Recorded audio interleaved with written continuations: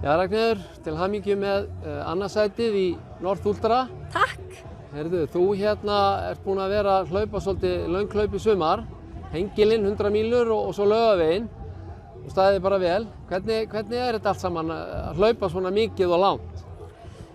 Mér finnst þetta bara svo skemmtilegt. Svo líka búið að vera frekar gott veður í sumar, þannig að það er búið að vera auðvelt að hlaupa langt. Þú veist, langar æfingar og svoleiðis.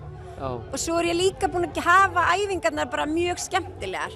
Fór á Hornstrandir og hef aldrei gert það áður og fór í Landmannalaugar og hljópa að Grænahrygg sem var líka mjög skemmtilegt. Já. Þannig að þú svona, já, þú finnur þér eitthvað skemmtilegt til þess að búa til skemmtilegar æfingar í kringum. Já, þetta er búið að vera svona svolítið upplifun á sumar, bara alveg ótrúlega gaman. Já, frábært að heyra það, en þetta hlaup, þetta er fyrsta skipt sem þetta er haldið. Hvernig fannst þér, þú veist, leiðin vera og brautin og þetta, þú veist, að fara yfir fjall og koma niður í Ólafsfjörð og fara aftur upp á fjall og hlaupa á malbiki og setja hvað? Hvernig? Mér fannst malbikið og flatikaflinn erfiðastur. Já. Af því að mér finnst það bara erfitt á utanvegaskóm og svo fann ég að það sat svolítið líka síðan í mér þótt ég hafi vandað mig að hlaupa ekki of hratt þarna að þá var ég alveg afskaplega þyrst þegar ég fór aftur að hækka mig og svona. Þannig að ég hafði greinilega ekkert verið mikið að drekka eða næra mig á meðan að ég var bara að hlaupa svona flatt. Já.